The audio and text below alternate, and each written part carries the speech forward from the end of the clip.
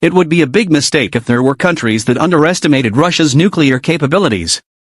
Even in Europe, which has the most nuclear warheads, namely Britain and France, if the nuclear warheads of these two countries were combined, it only reached 500 or so nuclear warheads. Meanwhile, in the nuclear warehouse of Mr. Haji Putin, there are 6,000 nuclear pulses with 1,400 tolah deployed in a position that can launch at any time.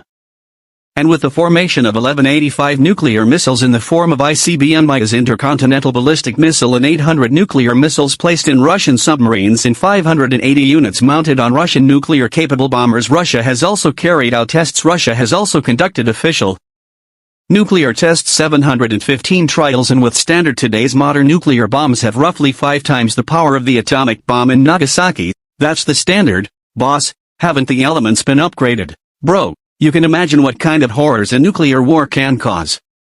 Not like war conventional weapons that can shoot and bomb many times. Nuclear war may only happen once and can make the war end faster, like Japan during the Second World War, plus the development of Russia's hypersonic speed missiles. Then if a country's defense system is still bearing the beat, sheets, you guys, then get ready when the air defense system can be penetrated by one city. One sub-district can directly face the father above. Even because of the shockwave, the humans around the explosion can be destroyed.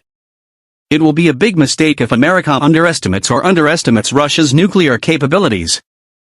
It looks like the paint troops have started to act again to the Ukrainian front lines. It was reported by the Western media that their convoy had missiles. You can see in the video that the Chad troops managed to take control of Ukraine's arsenal, and it looks like a bunker destroyer with anti-tank missiles and the thousands of ammunition they managed to secure. Even the Ukrainian tank warehouse they managed to raid and paralyze the paint fight. Itself known as a very battle-proven army in the paint war, where the war was one of the most devastating urban wars in the world, so the soldiers dropped out. This Chad is known to be proficient in fighting and also has a strong mentality, and with the entry of the Chad troops it seems that President Vladimir Putin has instructed these troops to enter, providing attack assistance to Ukraine, and it is currently estimated that there are thousands of CES troops who have entered the front line by targeting objects vital to do with ammunition. The Ukrainian army's arsenal, and even the officials and of course the President of Ukraine followed Zelensky, but on the day of the 8th battle, it turned out that the Ukrainian troops and civilians were now spearheading the Ukrainian military defense amid the paralysis of the Ukrainian Air Force and Navy. The question is, can Ukraine defend the front after being attacked by Russian troops?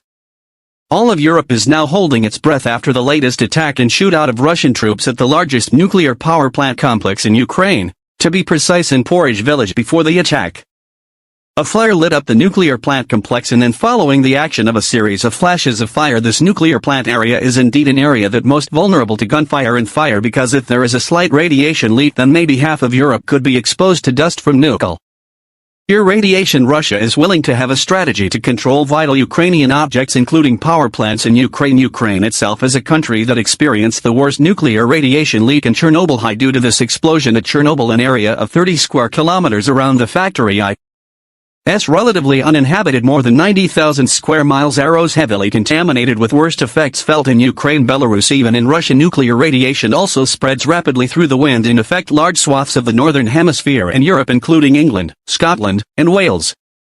Especially the nuclear power plant in Zaporizhia, which is claimed to be the largest nuclear power plant in Europe. Russia, of course,